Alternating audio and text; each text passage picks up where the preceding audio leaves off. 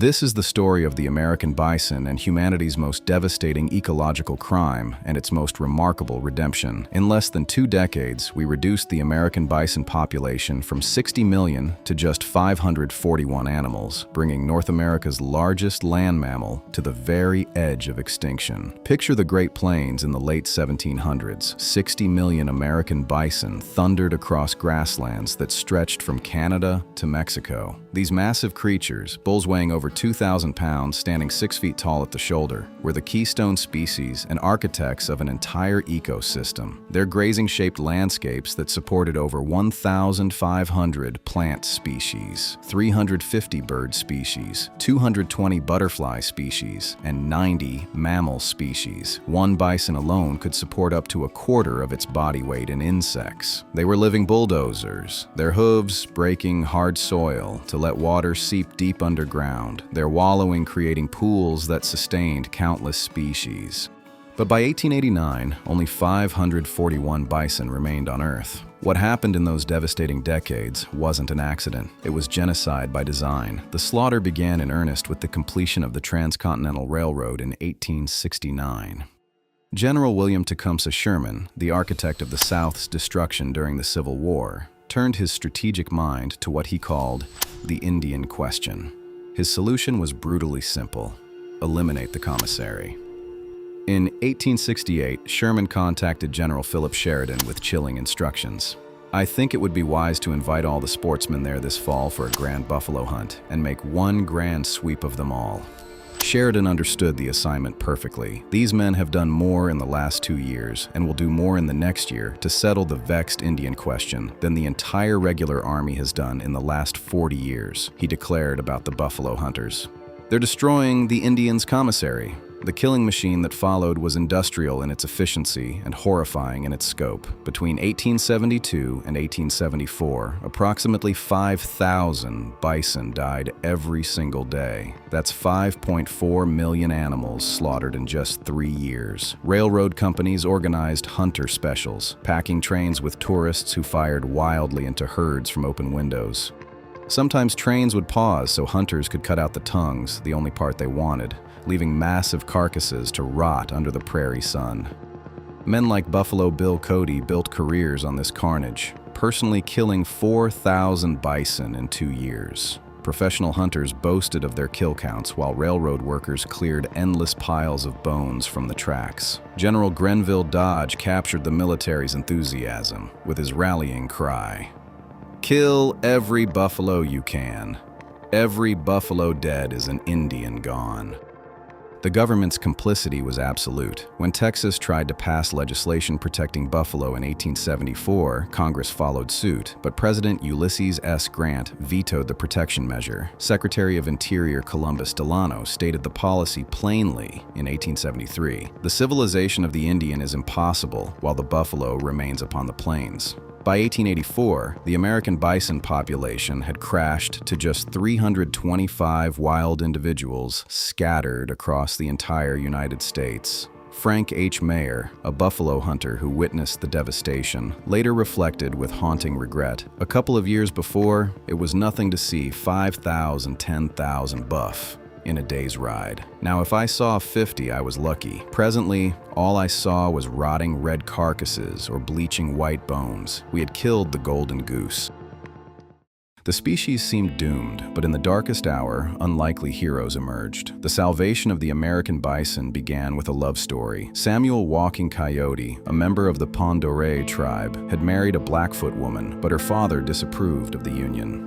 In 1873, hoping to win over his cantankerous father-in-law, Walking Coyote captured 4 buffalo calves in Canada, 2 bulls and 2 heifers, as a peace offering.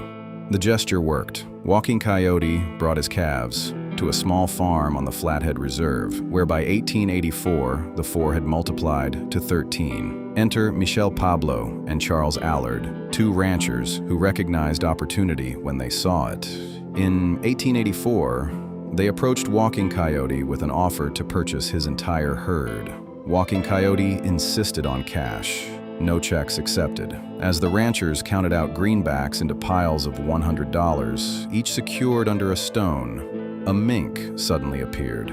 All three men immediately abandoned the money to chase the animal, leaving thousands of dollars unguarded on the ground.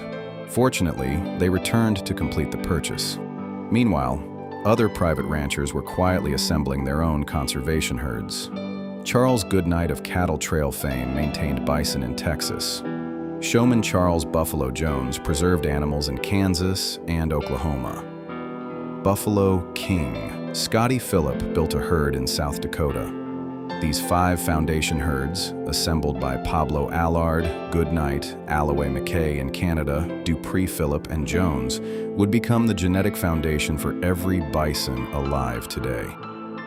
But the real catalyst for organized conservation was William Temple Hornaday, a taxidermist and zoologist who traveled to Montana in 1886 to collect specimens for the Smithsonian. What he witnessed horrified him. In 1889, he published The Extermination of the American Bison, a powerful work that created massive public support for saving the species. The response was immediate. On December 8, 1905, the American Bison Society formed at a meeting in the Bronx Zoo's Lion House, with Hornaday as president and Theodore Roosevelt as honorary president. Their mission was simple: prevent extinction through active restoration. In 1907, the society achieved its first major success. They shipped 15 bison by rail from the Bronx Zoo to Oklahoma's Wichita Mountains Wildlife Refuge, the first government-supported bison restoration effort. In 1909, they helped establish the National Bison Range in Montana. By 1913, they had enough animals to establish a free-ranging herd at Wind Cave National Park in South Dakota. Recovery accelerated through the 20th century, though it wasn't smooth.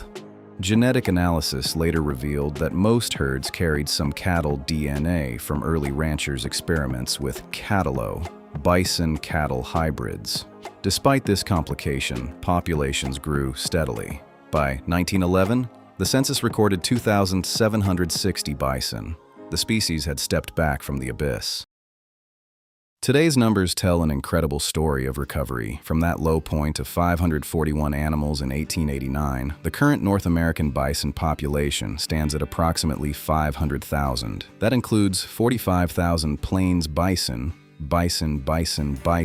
in conservation herds, 192,477 on private U.S. ranches, 11,000 in federal herds, including the famous Yellowstone bison herd, and 30,000 on tribal lands. A smaller population of wood bison Athabascae, exists in northern Canada and Alaska. But the most meaningful restoration is happening where it matters most, on tribal lands. In April 1992, tribal representatives gathered in Albuquerque, New Mexico to form the Intertribal Buffalo Council. Today, this organization represents 86 tribal nations working to restore buffalo to indigenous communities. In 2014, this movement gained international recognition with the signing of the Buffalo Treaty in Browning, Montana, uniting tribal nations across the U.S.-Canada border in bison conservation efforts. The cultural significance cannot be overstated. As Lakota leader Joseph Chasing Horse explains, when the U.S. government slaughtered the buffalo as a way to subjugate Indian people, they put into motion an imbalance in the ecosystem that continues today. The return of buffalo to tribal lands represents both ecological restoration and cultural healing. Recent developments have accelerated this trend dramatically. Since 2020, partnerships have facilitated the return of over 2,300 buffalo from conservation preserves to indigenous communities. In 2023, 25 bison were transferred to the Blackfeet Confederacy, the first free-roaming tribal herd since the 1800s. Late 2024 saw 543 buffalo transferred to tribal lands, with almost 600 more returning to ancestral grazing lands in 2025. Federal investment has followed. Through the Inflation Reduction Act, over $25 million in funding supports bison restoration efforts, while grants totaling $100 million have been awarded to tribal entities for conservation work.